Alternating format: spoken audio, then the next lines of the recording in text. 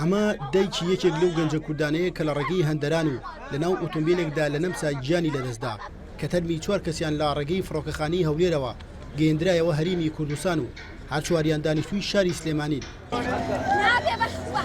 سعید ژیان خۆلات خۆش بێ وەی بابە ڕۆ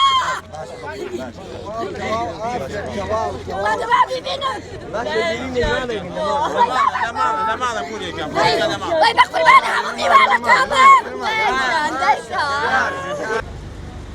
لە دوای بڵاوبوونەوەی هەواڵی گیان لە دەستدانی 71 کەس لە ڕێگەی هەندەران و ئاشکرابوونی ئەوەی کە 21 کەسیان کوردن فەرمانگەی پەیوەندیەکانی دەرەوەی حکوومەت یاریەم دەڵێت تا ئێستا 16 خێزان پەیوەندیان بۆوانەوە کردووە بۆ هێنانەوەی تەرمی کەس و کارەکانیان و بۆ ئەو مەبەستەیش ناونیشان و پەنجەمۆریان لێوەرگرتوون.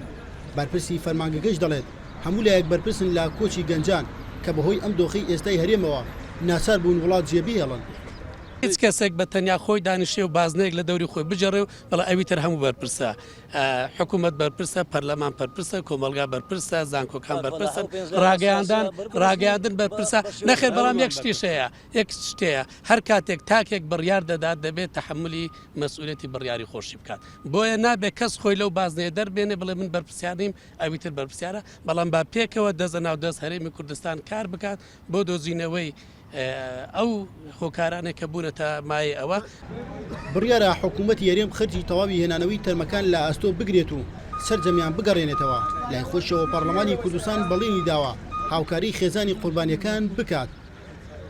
ئاسی بەداخەوە من یەکیان هاوڕێی مناڵی من بوو لەو تەرمانی کامڕۆگەیشتنەوە، سیانەکەی تریشان هەر مناڵی گەڕەکەی من بۆ خۆم شەرمەزارم لە ناو دەسەڵاتێکم کە هاوڕێکانم لێ ڕاکەن و لە غەریبی گیان لەدەسێن هەرتوانمەوە نەبڵێم بەڕاستی شەرمەزار هەمومان شەرمەزارین تەبێت بەس بێت تا ئێرە ڕاستی ئەبێ ئیتر کار بکەین ئیتر نابێ تەرمی گەنجەکانمان بێنەوە وڵاتە کە ینی ئەوانە تەحملی برسێتی شەڕی ناخۆ هەموو شتێکیان کرد.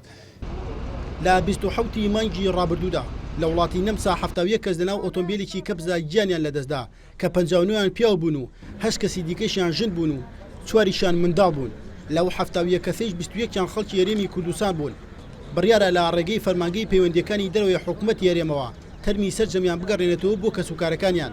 پێشتر پەرلەمانی کوردستان هۆکاری سەرەکی کۆچی گەنجانی گەڕاندەوە بۆ نادادی کۆمەڵایەتی و نەبوونی هەلی کار بۆ گەنجان و ئەو خەیرانە یەک لە دوای یەکانەی هەرێمی کوردستانی گرتووەتەوە. یەرش قادرێن ئارتی هەولێر.